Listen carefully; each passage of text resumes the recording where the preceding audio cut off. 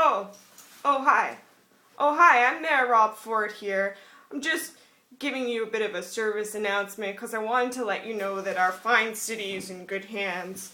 I know that there's been some concern recently that I've been doing a little bit of drug usage. I can firmly let you know that do not smoke crack or pipes or crack pipes. Our city has been under a lot of transformation recently, and I know that there's been some concern about the way that the budget is being spent. But we want you to know that there are no more gravy trains, and those pinko commies can just go ride their bicycles on the lake with David Miller.